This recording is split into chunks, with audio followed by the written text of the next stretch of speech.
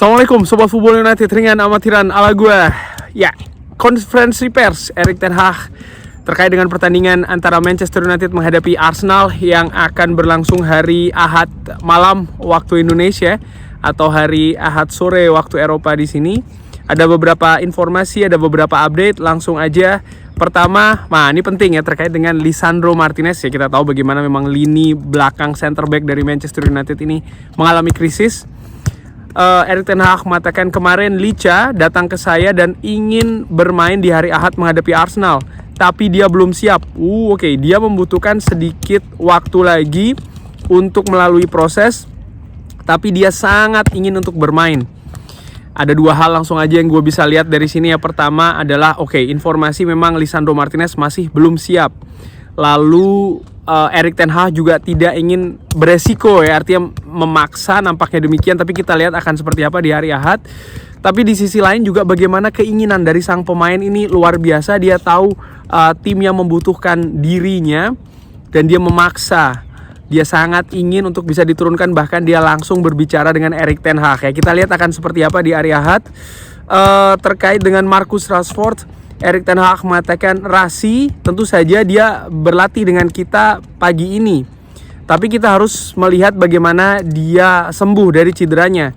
Tapi saya pikir ini cukup bagus dan saya berharap besok dia bisa melanjutkan latihannya dan kita akan lihat apakah dia tersedia di hari Ahad atau tidak. Ya, Marcus Rashford untuk posisi lini depan menurut gue memang ada beberapa opsi lainnya. Cuman ya kita melihat bagaimana performa dari Marcus Rashford yang naik turun gak karuan musim ini. Gue lebih concern, gue lebih perhatian, lebih khawatir lebih tepatnya terkait dengan posisi center back. Dan kemunduran dari Luke Shaw terkait dengan recovery-nya ya. Disebutkan kalau Luke Shaw mengalami kemunduran di dalam prosesnya, tapi tetap ada harapan dan dia akan berjuang untuk bisa tersedia di final Piala FA. Dan ada pemain yang kembali. Ini ada dua pemain yang pasti akan kembali dan menurut gue ini merupakan kabar bagus karena nomor satu, Kapten Bruno Fernandes disebutkan ini akan kembali, dan juga Scott McTominay. Keduanya ada di atas lapangan latihan. Dan ada beberapa pemain juga yang akan kembali lagi. Ini merupakan suntikan yang sangat besar. Ada banyak pendapat terkait dengan Bruno Fernandes, tapi kenyataannya tanpa Bruno Fernandes ya, terutama ketika menghadapi Crystal Palace, dari sisi teknis dan non teknis keduanya secara bersamaan Manchester United tampil di bawah standar. Bagaimana memang kehadiran Bruno Fernandes ini sangat penting. Gua tahu ada banyak sekali komentar ABCDEFG. Menurut gue gak masalah komentar yang berbeda-beda, tapi gue berpegang juga kepada data bagaimana kontribusi dari Bruno Fernandes, terutama setelah masa Sir Alex Ferguson ya. Dan gue selalu menyebutkan kalau memang Bruno Fernandes ini merupakan pemain terbaik yang didatangkan setelah zamannya Sir Alex Ferguson selesai. Erik ten Hag juga ditanyakan apakah dia khawatir mengenai pekerjaannya sebagai manajer Manchester United. Tidak. Para pemilik tentu saja memiliki akal sehat. Anda melihat ketika kita memiliki 32 pemain belakang yang berbeda dan kita memakai 13 pasangan di center back, dan ketika mereka melihat kita tidak memiliki juga back kiri, mereka tahu bagaimana ini akan memiliki impact yang negatif di hasil. Ini tentu saja akan menjadi final Piala FA yang besar.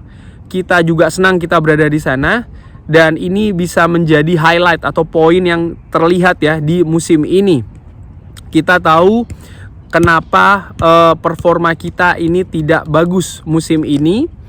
Lalu disinggung juga ya, ini karena tentu saja cedera-cedera. Tidak ada tim yang bisa berperforma dengan bagus di mana memiliki banyak pemain kunci yang cedera. Ini yang ditekankan oleh Erik ten Hag, dan menurut gua apakah ya terkait dengan alasan ini ya memang ada benarnya sih kalau menurut gua secara dengan amatiran, bagaimana memang cedera ini terlalu banyak.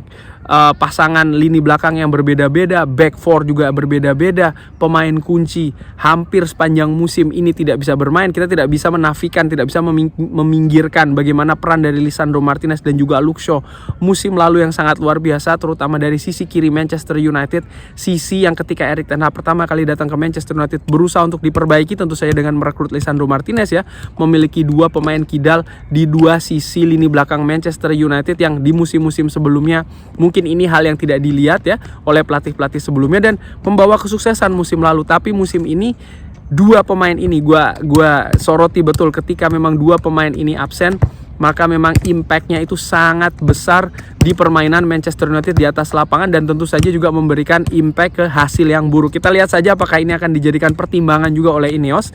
Gue bukannya membela, tapi gue hanya memberikan kenyataan. Tapi di sisi lain kalau mau kritik Erik ten Hag, tentu saja ya dia sebagai pelatih harusnya bisa mencari alternatif, bisa mencari solusi.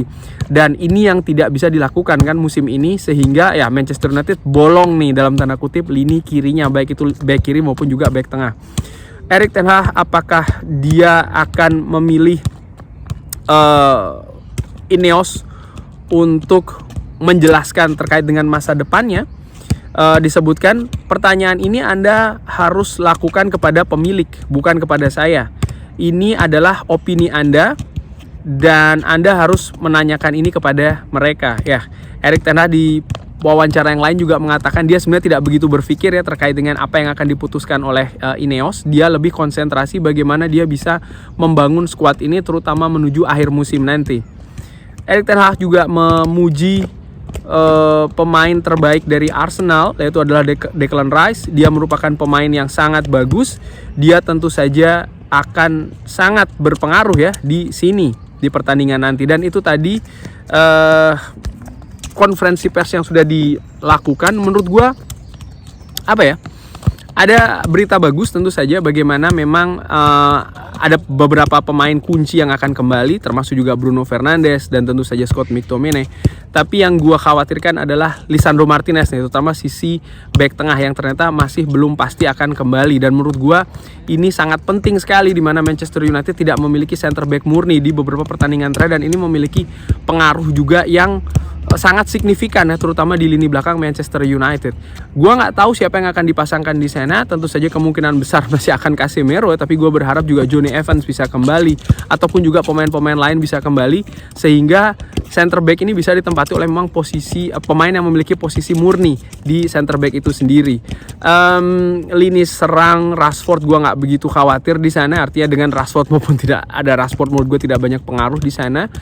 Yang menarik juga apakah ini akan menjadi penentu dari nasib Erik ten Hag akhir musim nanti. Ini selalu menjadi teka-teki ya, akan selalu menjadi perdebatan sampai nanti statusnya diputuskan oleh Ineos. Kita akan lihat seperti apa.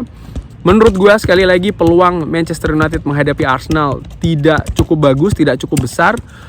Bahkan sangat wajar Arsenal ditempatkan sebagai unggulan. Cuman yang ingin gue saksikan juga bagaimana ini ya karakter dari para pemain Manchester United.